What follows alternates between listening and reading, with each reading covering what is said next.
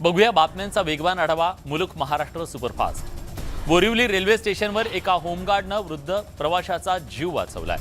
ट्रेनमधून उतरताना या वृद्धाचा तोल गेला आणि ते खाली कोसळले। होमगार्ड प्रिन्स यादव यांनी तातडीने धाव घेत त्यांचा जीव वाचवला। ही घटना सीसीटीव्हीत कैद झाली आहे। खड्ड्यांमुळे अपघातात जखमी झालेला तरुण महापालिकेत हेलपाटी मारतोय। खड्डे भरण्याच्या मागणीसाठी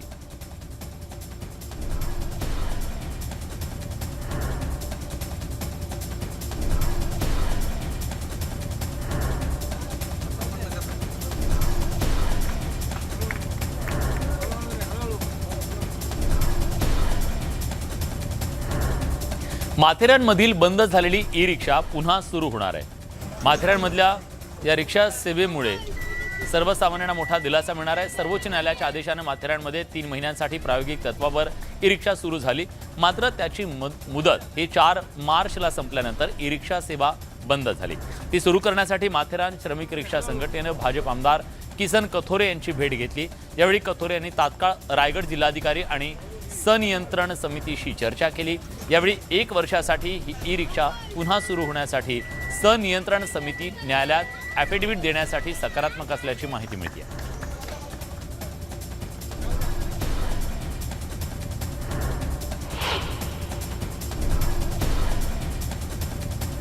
बोगस अधिकाऱ्यांनी निवृत्त अधिकाऱ्यांच्या घरी धाड टाकली आहे। त्यामुळे 11 जण जाळ्यात सापडलेले आहेत। अँटी करप्शन अधिकारी असल्याची बतावणी करून सार्वजनिक बांधकाम विभागाचे सेवानिवृत्त अधिकारी यांच्या राहत्या घरी दरोडा टाकणाऱ्या 11 आरोपींना अटक करून गुन्ह्याची उकल करण्यात रबाळे पोलिसांना यश आले।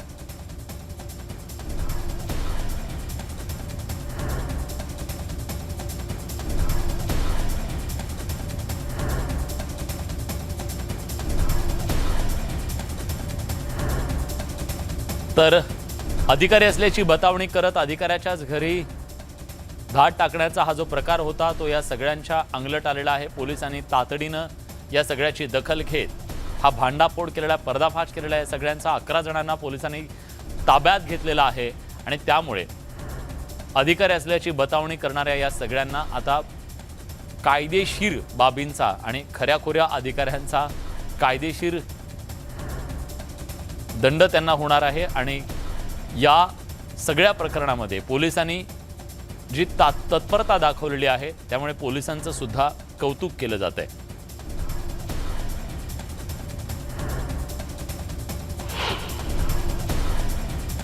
खड्ड्यांमुळे अपघात झालेला एक तरुण अपघात झालेल्या ठिकाणचे खड्डे भरण्याच्या मागणीसाठी कल्याण डोंबिवली पालिकेच्या अधिकाऱ्यांशी भेटण्यासाठी धडपडतोय, मात्र या तरुणाला महापालिकेत कोणीच प्रतिसाद देत नाही। त्यामुळे खड्डे भरण्यासाठी कोणाकडे तक्रार करायची हा प्रश्न त्याला पडलाय। पालघर जिल्ह्यात पावसाचे 21 बळी गेल्याची माहिती समोर येते। 1 जून ते 31 जुलैपर्यंत झालेल्या मुसळधार पावसानं या 21 जणांचा मृत्यू झालाय। राष्ट्रपिता महात्मा गांधी यांच्याबाबत संभाजी भिडे यांनी जे वक्तव्य केलं ते निषेधार्ह आहे। त्या वक्तव्याचे आम्ही समर्थन करत नसल्याचं भाजपचे खासदार संजय काका पाटील यांनी म्हटलंय। संभाजी भिडेंनी महात्मा फुलेंविरोधात केलेल्या वक्तव्याच्या निषेधार्थ बीडमध्ये समता परिषद आक्रमक झाली आहे। शहरातील महात्मा फुले यांच्या पुतळ्यासमोर भिडे यांचा निषेध करण्यात आला। भिडेंवर गुन्हा दाखल करत अटक करण्याची मागणी यावेळी करण्यात आली।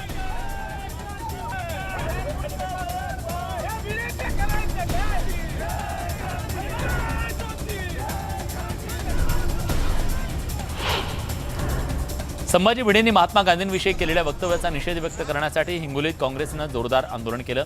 यावेळी संभाजी भिडे यांच्या पोस्टरला चपला मारून निषेध व्यक्त करण्यात आला। महात्मा गांधींविरोधात वादग्रस्त वक्तव्य करणाऱ्या संभाजी भिडे यांच्या विरोधात वर्ध्यात काँग्रेसनं आंदोलन केलं। यावेळी भिडेंविरोधात जोरदार घोषणाबाजी करण्यात आली। संभाजी भिडेंविरोधात राज्यभरात सुरू असलेल्या आंदोलनाला उत्तर देण्यासाठी मालेगावात शिवप्रतिष्ठानकडून धरणं आंदोलन करण्यात आलं। यावेळी संतप्त कार्यकर्त्यांनी काँग्रेस विरोधात घोषणाबाजी केली। काँग्रेस नेत्या यशोमती ठाकूर यांना ट्विटरवरून जीवे मारण्याची धमकी देण्यात आली आहे। मात्र आमचा लढा सुरूच राहील असं यशोमती ठाकूर म्हणाल्यात। तसंच माझ्या जीवाला काही झाल्यास राज्याचा गृहविभाग जबाबदार असेल असंही ठाकूर म्हणाल्या। संभाजी भिडेंविरोधात काँग्रेस आमदार यशोमती ठाकूर यांनी काँग्रेस कार्यकर्त्यांसह जिल्हाधिकारी कार्यालयासमोर धरणं आंदोलन केलं। यावेळी यशोमती ठाकूर यांनी आक्रमक होत भिडेंचा प्रतिकात्मक पुतळा आणून त्याला जोडे मारले। अखेर पोलिसांनी यशोमती ठाकूर यांच्यासह इतर आंदोलकांना ताब्यात घेतलं। सांगलीमध्ये काँग्रेससह विविध पुरोगामी संघटनांकडून संभाजी भिडेंविरोधात आंदोलन करण्यात आलं। स्टेशन चौकातल्या महात्मा गांधींच्या पुतळ्याला दुग्धाभिषेक घालण्यात आला। संभाजी भिडेंवर कारवाई करण्याची मागणी पुरोगामी संघटनांकडून करण्यात येते। संभाजी भिडेंच्या वक्तव्यावर मंत्री छगन भुजबळ यांनी टीका केली आहे। संभाजी भिडे यांनी महात्मा गांधी यांच्याबद्दल अतिशय वाईट वक्तव्य केलं। भिडेंचा बोलवता धनी कोण असा सवाल भुजबळांनी उपस्थित केलाय। संभाजी भिडेंना तातडीनं अटक करण्याची मागणी देखील छगन भुजबळांनी केली आहे। पुण्यात संभाजी भिडे यांच्या विरोधात युवक काँग्रेसनं आंदोलन केलंय। संभाजी भिडे यांच्यावर गुन्हा दाखल करण्याच्या मागणीसाठी युवक आणि विद्यार्थी काँग्रेस एकत्र आले। पुण्यातल्या बालगंधर्व चौकात भिडे यांच्या विरोधात हे आंदोलन करण्यात आलं। संभाजी भिडेंनी राष्ट्रपिता महात्मा गांधी आणि महात्मा ज्योतिबा फुले यांच्याबद्दल बेताल वक्तव्य केल्यानं अमरावतीत युवक काँग्रेसनं महात्मा गांधी आणि महात्मा ज्योतिबा फुले यांचे पुतळे स्वच्छ पाण्यानं धुवून गांधीगिरी स्वरूपात आंदोलन केलं। यावेळी त्यांनी भिडेंचा निषेध केला। लातूर शहर आणि जिल्ह्यात गेल्या 2 दिवसापासून पावसानं उघडीप दिली आहे। काही ठिकाणी जोरदार सरी बरसल्या, पण जिल्हाभरात दमदार पाऊस झालेला नाहीये, त्यामुळे अनेक प्रकल्प अजूनही भरले नाहीयेत। जळगावच्या नशिराबादमध्ये सर्पदंश झालेल्या महिलेवर परिचारिकेनं प्रथमोपचार केले। आरोग्य केंद्रात डॉक्टर गैरहजर असल्यानं परिचारिकेकडून उपचार करण्यात आले। न्यूज 18 लोकमतनं ही बातमी दाखवल्यानंतर प्रशासन खडबडून जागे झाले। आता डॉक्टरांची चौकशी सुरू झाली आहे। ऑन ड्युटी गैरहजर राहण्यासंदर्भात खुलासा मागवण्यात येणार आहे। परभणी जिल्ह्यात खासगी असो की जिल्हा परिषद असो, शाळांची परिस्थिती अत्यंत बिकट असून मंजूर शिक्षकांपेक्षा कमी शिक्षकांवर कारभार चालवला जातोय, त्यामुळे विद्यार्थ्यांचं नुकसान होत आहे। शिक्षक भरती करण्याची मागणी त्यामुळे जोर धरू लागली आहे। लातूरच्या औसा ग्रामीण रुग्णालयाची दुरवस्था झाली आहे। 21 लाख रुपयांचा खर्च करूनही निकृष्ट दर्जाचं काम झाल्यानं नागरिकांनी संताप व्यक्त केला। ठेकेदारानं चुना लावल्याचा आरोप करण्यात आला। उमरेतल्या धर्मांतर प्रकरणामुळे मुलींचे पालक धास्तावलेत। गावातील शाळेत शिकणाऱ्या शेकडो मुलींची शाळा पालकांनी बंद केली आहे। उमरे गावात अल्पवयीन शालेय मुलींना धर्मांतराचे धडे गिरवले जात असल्याचं न्यूज 18 लोकमतनं समोर आणलं। या प्रकरणात आरोपी गजाआड झाले असले तरी पालक मात्र अजूनही धास्तावलेले आहेत। मुलींमध्ये असलेली भीती मात्र कायम असल्याचं दिसतंय। नाशिकच्या केबल पार्क भागात एका घरात कोबरा जातीची विषारी 5 पिल्लं आढळली। सर्पमित्रानं ते शिताफीनं पकडले आणि सगळ्यांनी सुटकेचा निश्वास टाकला। मुंबई नाशिक महामार्गाची मुख्यमंत्री एकनाथ शिंदे यांनी पाहणी केल्यानंतर महामार्गावरच्या कामांना आता वेग आलाय। अनेक ठिकाणी अंडरपास नसून ओपन क्रॉसिंग आहेत। अशा ठिकाणी तातडीनं फायबरचे स्पीड ब्रेकर बसवण्याचं काम सुरू आहे। खड्डे भरण्याचं काम सुद्धा युद्धपातळीवर सुरू करण्यात आलंय।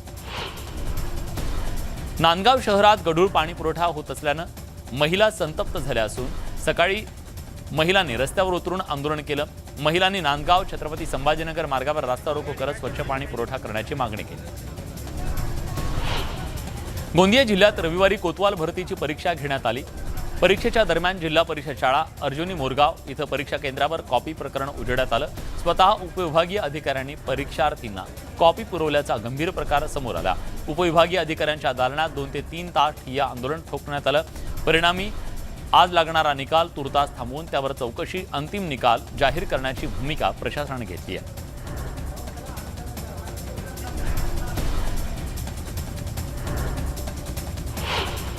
नागपुरात पशु आणि मत्स्य विज्ञान विद्यापीठातील विद्यार्थी आक्रमक झालेत। 5 वर्षाचा डिग्री कोर्स असताना 3 वर्षाचा डिप्लोमा कोर्स सुरू करून सरकार शेतकरी आणि पशूंच्या जीवासोबत खेळ खेळत असल्याचा आरोप विद्यार्थ्यांनी केला। डिप्लोमा कोर्सला विरोध करत विद्यार्थ्यांनी विद्यापीठासमोर ठिय्या मांडला। बीडच्या आष्टी तालुक्यातल्या टाकळी आमिया ते नांदा हा रस्ता ठिकठिकाणी खोदल्यानं शेतकरी आणि शालेय विद्यार्थ्यांना मोठी कसरत करावी लागते। तात्काळ हा रस्ता दुरुस्त करण्यात यावा यासाठी वयोवृद्ध नागरिक विद्यार्थी रस्त्यावर उपोषणासाठी बसले। तब्बल 1 महिन्यापासून तहसील कार्यालयात हेलपाटे मारून देखील हा रस्ता होत नसल्यानं नागरिक संतप्त झाले। जोपर्यंत रस्ता होणार नाही तोपर्यंत आमरण उपोषण सोडणार नाही असा इशारा ग्रामस्थांनी दिलाय। बीडमध्ये खड्ड्यांविरोधात आक्रमक झालेल्या मनसेनं तब्बल अर्धा तास रास्ता रोको केला।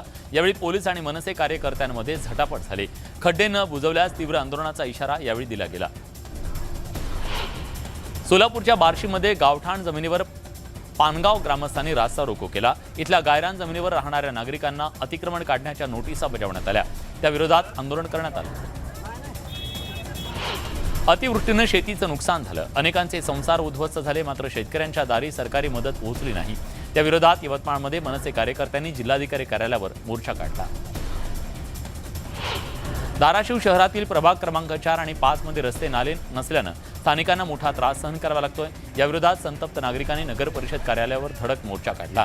रस्ता न बांधल्यास इथं सोयाबीन पेरून मिळालेल्या उत्पन्नावर रस्ता बनवू असा इशारा देण्यात आला। यवतमाळच्या बांगरनगरमध्ये एक महिला नाल्यात वाहून गेली। शहरातील नाले सफाई पावसाळ्यापूर्वी न केल्याने ही घटना घडल्याचा आरोप करत नगरपालिकेच्या समोर नागरिकांनी आंदोलन केलं। या प्रकरणी मुख्याधिकाऱ्यांच्या विरोधात सदोष मनुष्यवधाचा गुन्हा दाखल करावा अशी मागणी करण्यात आली आहे।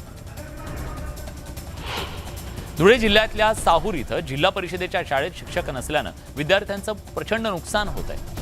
वारंवार मागणी करून सुद्धा प्रशासन दुर्लक्ष करत असल्यानं शिवसेनेनं गट शिक्षण अधिकाऱ्यांच्या कार्यालयाला टाळं ठोकलं। नंदुरबार धुळे मार्गावर रनाळे गावाच्या बस स्थानकावर बस थांबत नसल्यानं संतप्त विद्यार्थ्यांनी रास्ता रोको आंदोलन केलं। बस स्थानकावरून 6 ते 7 बस जाऊन सुद्धा एकही बस रनाळे बस थांबत नसल्यानं विद्यार्थ्यांनी आणि गावकऱ्यांनी आक्रमक आंदोलन केलं। महामार्गाच्या कामात मंदिराच्या पायऱ्या काढून टाकल्यानं सावर्डे इथं नागरिकांनी संताप व्यक्त केलाय। महामार्गात उभे राहून भजन करत प्रशासनाच्या विरोधात आंदोलन करण्यात आलं। चिपळूण ते आरवली दरम्यान महामार्गाच्या कामात सावर्डे इथं शंकराच्या मंदिराच्या पायऱ्या काढून टाकल्यानं संतप्त नागरिकांचं हे अनोख्या पद्धतीनं आंदोलन समोर आलं। माजी मुख्यमंत्री पृथ्वीराज चव्हाण यांनी संभाजी भिडेंनी महात्मा गांधींबद्दल केलेल्या वादग्रस्त विधानानंतर आक्रमक भूमिका घेतली। या प्रकरणी राज्य सरकारवर विविध प्रश्नांची सरबत्ती करत भिडेंवर कारवाईची मागणी केली। संभाजी भिडे नावाचा व्यक्ती देश पेटवायला निघाला असताना आम्ही स्वस्त बसायचं का असा सवाल त्यांनी केला। संजय शिरसाठांनी उद्धव ठाकरेंवर टीका केली आहे। मविया उद्धव ठाकरेंना न घेता निवडणूक लढवेल असं म्हणत त्यांनी ठाकरेंवर निशाणा साधलाय। महाविकास आघाडी येत्या निवडणुकीपर्यंत टिकणार नसल्याचं त्यांनी म्हटलं, तर अंबादास दानवेंवरही त्यांनी टीका केली। शरद पवार मोदींच्या कार्यक्रमाला जाणार का नाही हे स्पष्ट नसल्याचं रोहित पवार म्हणाले आणि जरी ते गेले तरी काही संभ्रम निर्माण होईल असं मला वाटत नाही असंही ते म्हणाले। त्याला राजकीय भूमिकेतून पाहू नये असं रोहित पवारांनी म्हटलंय। राज्यातील शेतकऱ्यांना पीक विमा भरण्यासाठी केंद्र सरकारनं मुदतवाढ दिली आहे। पीक विम्यासाठी हप्ता भरण्याची शेवटची तारीख होती, पण केंद्र सरकारकडून बळीराजाला मुदतवाढ देण्यात आली आहे। आता शेतकऱ्याला 3 ऑगस्टपर्यंत पीक हप्ता भरण्यात येणार आहे। जुन्नर बाजार समितीच्या नारायणगाव उपबाजारात टोमॅटोला 100 वर्षातला उच्चांकी दर मिळाला। टोमॅटोच्या 20 किलोच्या क्रेटला 3100 रुपये इतका दर मिळालाय, म्हणजे किलोला 150 रुपये इतका भाव मिळतोय। एका शेतकऱ्याने तर चक्क आलिशान कारमधून टोमॅटो विक्रीला आणल्याचं समोर आलं। लातूर जिल्ह्यातल्या जळकोट तालुक्यातल्या मरसंगवी या गावची 400 ते 500 एकर जमीन पुरामुळे खरडून गेली। विहिरीमध्ये गाळ जाऊन पाईप वाहून गेल्यानं शेतकरी संकटात सापडलाय। गावावर अनेक वेळा असं संकट येत असून वेळोवेळी गावकऱ्यांनी गावचं पुनर्वसन करण्याची मागणी केली आहे, मात्र प्रशासन दुर्लक्ष करत असून ज्यावेळी गावची माळीण होईल तेव्हा सरकारला जाग येईल का हा सवाल ग्रामस्थ विचारतायत। लातूरच्या जळकोट तालुक्यातल्या मरसंगवी गावात पूल नसल्यानं ग्रामस्थांचे हाल होत आहेत। पाण्यातून जीवघेणा प्रवास करण्याची वेळ या ग्रामस्थांवर आली आहे। मुसळधार पावसात जनावरं वाहून जात असल्यानं लवकरात लवकर पूल बांधावा अशी मागणी केली जाते। जुन्नर कृषी उत्पन्न बाजार समितीच्या नारायणगाव उपबाजारात कोथिंबीरीला कवडीमोल भाव मिळतोय। जुडीला 50 पैसे दर मिळत असल्यानं सगळा माल फेकून देण्याची वेळ शेतकऱ्यांवर आली आहे। सांगली जिल्ह्यातल्या विटा शहरात एका दाम्पत्यानं फेसबुक लाईव्ह करत आत्महत्येचा प्रयत्न केल्याची धक्कादायक घटना घडली आहे। आपल्या घराकडे आणि शेताकडे जाणाऱ्या रस्त्याला परवानगी मिळत नसल्याच्या कारणातून या पती पत्नीनं हा टोकाचा निर्णय घेतल्याचं कळतंय। त्यामुळे या परिसरात खळबळ उडाली। चंद्रपूरच्या भद्रावती तालुक्यातल्या आष्टी काकडे गावाजवळच्या शेतशिवारात वाघिणीचा मृत्यू झाला. वाघिणीसोबत एका रानडुकराचा देखील घटनास्थळी मृतदेह आढळला असून शेताच्या कुंपणाला लावलेल्या करंटमुळे वाघिणीचा मृत्यू झाल्याची प्राथमिक माहिती मिळते. नाशिकच्या त्र्यंबकेश्वरच्या पहिने परिसरात असंख्य वॉटरफॉल असून या परिसरात मद्यपी आणि हुल्लडबाजांनी एकच गोंधळ घातला. नागरिकांनी केलेल्या तक्रारीच्या नंतर ग्रामीण पोलिसांनी कारवाई करत टवाळखोरांना चोप दिला. अल्पवयीन मुलाच्या मदतीनं दुकान फोडून मोबाईल चोरी करणाऱ्या 2 आरोपींना नागपूर पोलिसांनी अटक केली आहे. त्यांच्याकडून 1,17 लाखांचे मोबाईल जप्त करण्यात आलेले आहेत.